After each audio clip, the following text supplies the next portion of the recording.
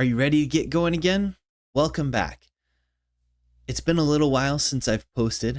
I actually planned to do an episode last week. We traveled out of town and I went up to Dayton, Tennessee, and I thought this would be a great time to do another episode. It'll be cool. I'll do it outside. And then I got up there and it was like 30 degrees and I decided that would be a little bit too cool. So I'm back home. I'm around my regular tools and I thought I'd give it a go. This time I would like to play around a little bit with the styling and see if we can make the style look just a little bit better, add a style sheet or two. So let's go ahead and dive right in. If you can see my browser here, let me go ahead and navigate over to our trace tool. So I'm liking going at it this direction here. So I am going to go to trace tool here and you'll notice my icons are way too small. This is definitely a desktop page, but one of the cool things, I can maybe try to inspect this. And then if I change my device to a phone here, you can see it looks really rough. That's way too tiny to actually see. I think I have this set to, let's change it to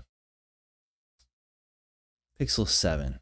How about that? Okay, so that's what it would look like on a Pixel 7. There's no way I could even see if those buttons are the right color or what they are. So one of the tricks I've learned is you have to refresh the page sometime. Still, it's way too small. So let's switch over here to App Designer, and I am gonna jump into the component.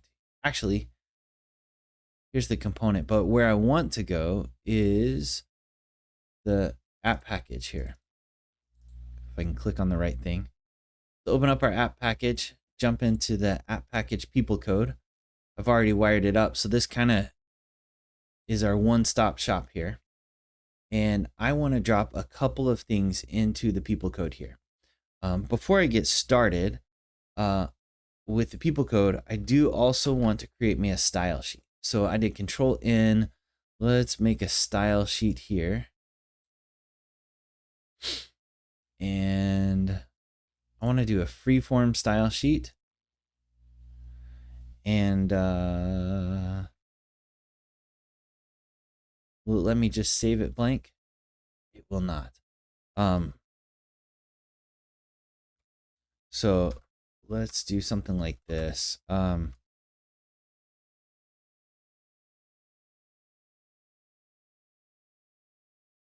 This way we know if the style sheet has been applied. Okay, so I can save it. I'm going to call it trace style and hit F7 to drop it into the project. And let's save the project. There we go. Okay, so I've got my project. Now let me jump back over here and let's check out on my blog. I have these 3 lines of PeopleCode here that I always like to have. So these 3 are kind of the standard that I always add. I'll link to this page so you can copy and paste them easy. But I put them up here to make for easy copying and pasting. So let's go back over to our app designer and I'm going to go to my PeopleCode and drop these in here. So if I save it like that, it's going to complain about the style sheet name, which we said was trace style, like that. And then I also have to import the class. There we go. That looks like that's saved.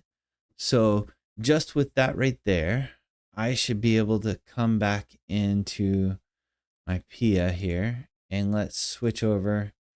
And if I refresh this, it should reload. And look at that.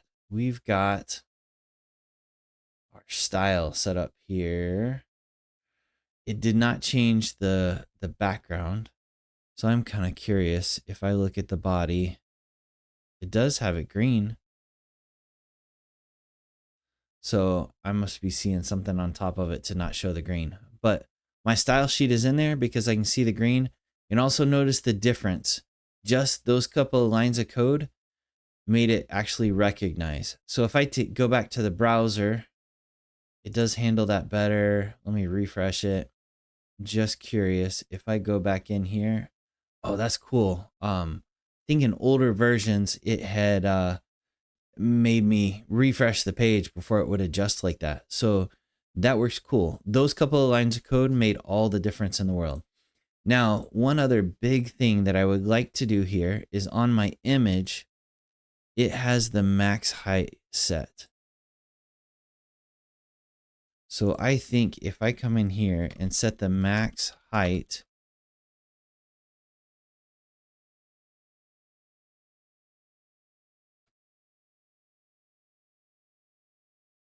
set it to none, then that gives me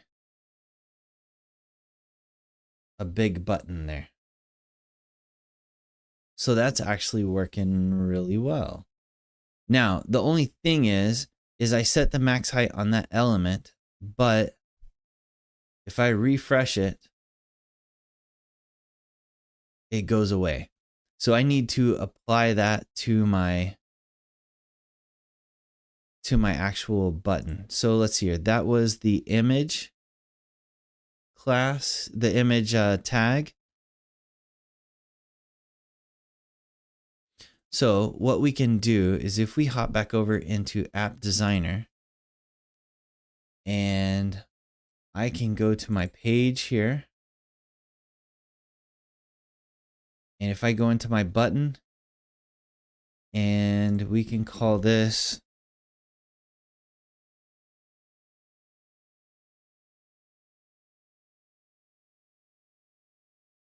SKP trace button.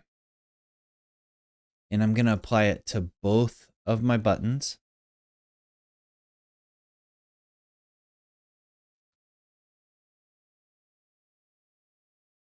And then if I can find my, so if we just do this right here, paste that in here, and we can say max width none.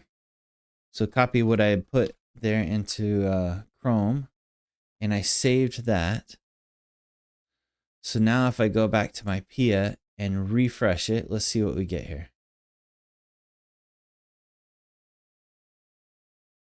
Okay, I think I know what I did. So you can see right here, there's the SKP trace button, and it has the max width none, but I need to get it to apply to this image is what I really need. So we can switch back over to App Designer,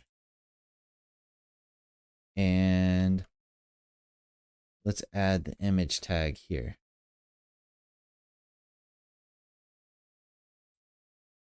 And if I refresh the page now, I'm still missing something here.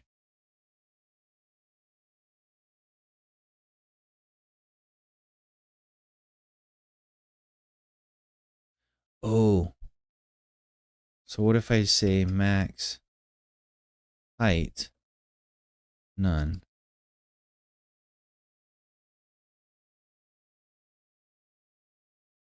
Okay. And what if we say it's important? That does the trick. I don't like the black line around it.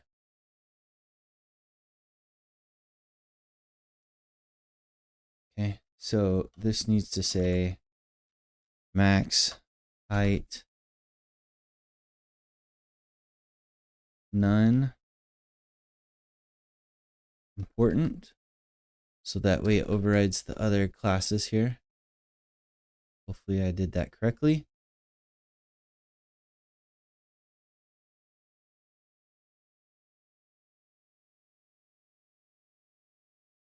And there it is. It finally kept it.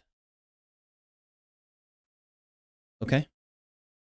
So now if I turn tracing on, you can actually see it. If I turn it off, this actually works for a cell phone. Now, it would be important to keep in mind this only affects the current session. So I can't log into my cell phone and turn the trace on and then log into the browser and expect it to trace there. It's for the current session only. So there's no way to control the other way. If I wanted to take it a little bit further, I'm kind of curious where this border is. Is it possible the border's on this class? So inline block, we got to check over here on the styles for some sort of a border.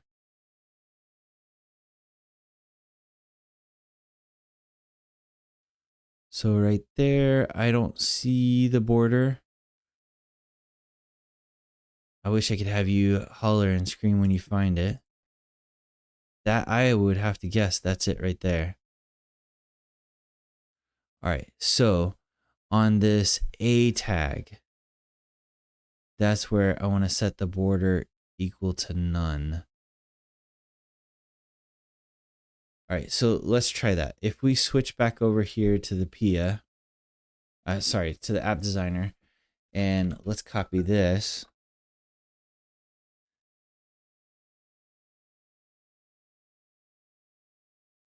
And let's say border. Can I actually say none? I should have tried this out in Chrome.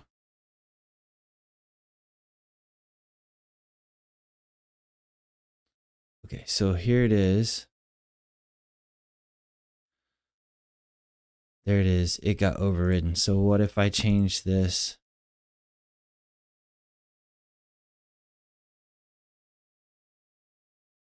There it is. That worked. So I just needed, so let me switch back over here. Let's try one more time. If we come in here and add this important. Now you do have to be careful with the importance because you can get to the point where you've made everything important and then you can't override any of it. But got that saved. I'm hoping this will do the trick. So there we go. So I've got my two buttons here. So that does seem to be working well. I think maybe at some point I would like to do a little more research and see if I can figure out if there's not an easy way. I mean, I probably could change the styling just a little bit to make sure that these buttons would go side by side, because I think that's what I would like. And then I'd like to have the files underneath. But we've accomplished, I think we've made a big improvement in the style, and you can see the colors show up. Now I still don't have this right. So I'm thinking about, I haven't seen any comments with any other suggestions. So I'm thinking about maybe if we might play with that a little bit more on the next episode, and maybe I'll clear my cache and see if that doesn't fix the problem. So we'll check a few things, but for now, I'm happy with getting the style sheet working. And if you've got other suggestions, I'd love to hear them. But for now, we may just run with a style like this. Maybe one more thing I'd like to do. I don't think I'm gonna want all my free space here. I don't want the tab showing up here. So we might jump back over here to App Designer and do one more thing. And of course, now I have to remember where it is. But I think if I look here on the Internet tab, there should be a spot for the tabs. I think it's this top one right here. So display the folder tabs. So if I save that, I believe that will take that off. There we go. Okay. And if we jump back to the desktop, this is what we're looking like here. So I'm happy with the tool looking like this so far. It's real easy to turn on and off trace. The only thing I wish I could do is have my database tool highlight a little bit better when it shows SQL trace. But we're coming along. We've got something functional, and it's looking a little bit easier to use, easier to click on. So we've made some pretty good progress. So our next thing we'll probably see if we can mess with that database tool. And then I'd like to get those files showing up so we can get the files much easier without having to SSH into it. So keep following me. Make sure you subscribe so you can see when the next one comes out. I'll try not to make it another month before I get a chance to post again. But we'll keep building this out, and eventually I want to get it on GitHub so that you can download it and play with it. And feel free to give me any feedback so that we can make this better. Also, don't forget, if you've got a project like this that you would like for me to tackle, please hit me up on LinkedIn. I've currently got one client that I'm working for, but they don't seem to want me full time. So I would have time to tackle another little bolt-on. If you've got something you want me to build, make sure you hit me up on LinkedIn. And also, I've got a class coming up here in a couple of weeks. So I'll put a link down to that on SpearMC, and you can sign up for my PeopleCode basic, I believe it's PeopleCode Bootcamp, that you can sign up for and take one of my classes through SpearMC. Otherwise, I will catch you on the next episode, hopefully in a week or two, maybe a couple of days. We'll see how adventurous I get. Until then, let's build some great things in PeopleSoft.